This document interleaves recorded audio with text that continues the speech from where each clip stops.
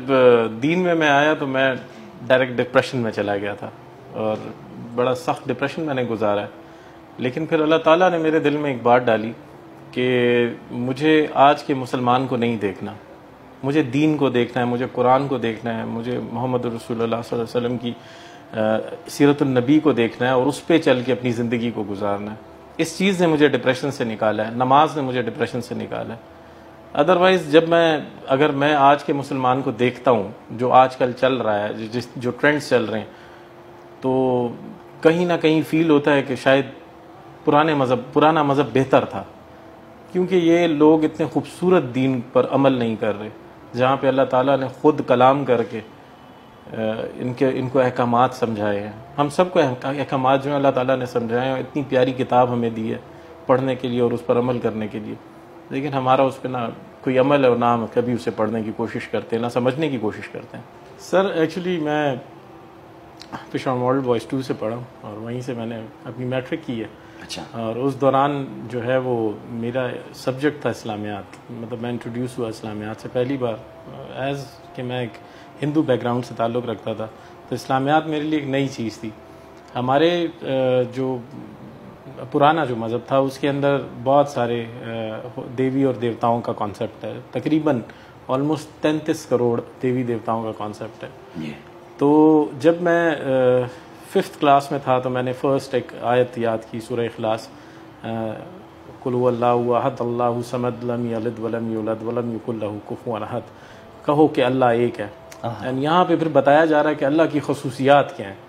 وہ بے نیاز ہے، وہ کسی کا سہارا نہیں لیتا، محتاج نہیں ہے کسی کے سہارے کا، نہ وہ کسی کا باپ ہے نہ وہ کسی کا بیٹا ہے، اور کوئی اس کی برابری کا نہیں ہے.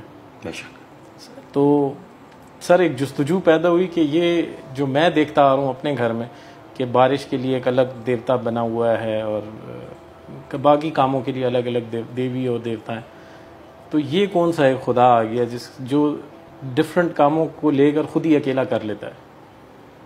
تو میں گھر گیا، میں نے اپنے والد سے کویشچن کیا، ہمارا جو مندر تھا سو کالڈ جو بنا ہوا تھا گھر کے اندر، اس میں نے کویشچن کیا کہ ان میں اللہ کون ہے. تو انہوں نے مجھے تھپڑ مار دیا.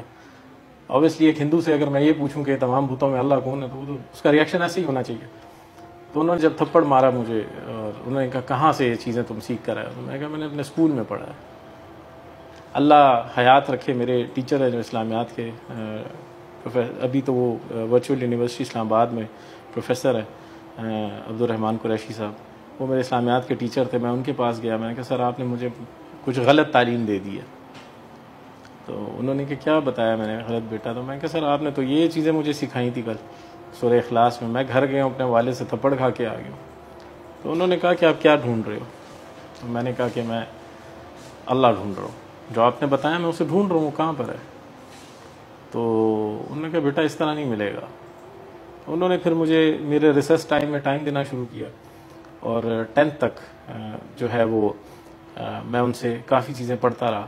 اسلامیات میں جو بھی اسلام کے بنیادی عقائد اور جو کانسیپٹس ہیں ان کو میں کلیئر کرتا گیا. جب میں نے اپنے 10th کا ایگزام دیا، ہندو سے آپ مسلم ہوئے، اللہ کا فضل ہوا.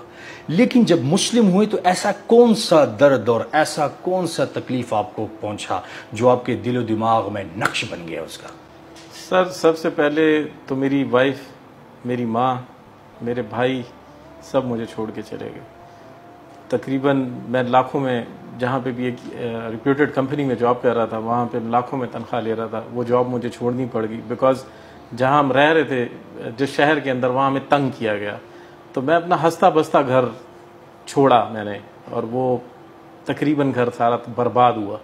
اور میں عرش پہ تھا سر، آسمان پر تھا، آسمان سے نیچے زمین پہ پٹک دیا گیا. ہواؤں میں اڑنے والا انسان جب زمین پہ آیا تو اس زمین پہ کسی نے آپ کو ہاتھ دیا؟ سر ہاتھ تو نہیں یا دیا، وہاں بھی چھوڑ دیا؟ ہاتھ تو نہیں دیا، الٹا یہاں پہ تو یہ تانے ملنے شروع ہو گئے کہ تم پیسے لے کے مسلمان ہوئے. اوئے.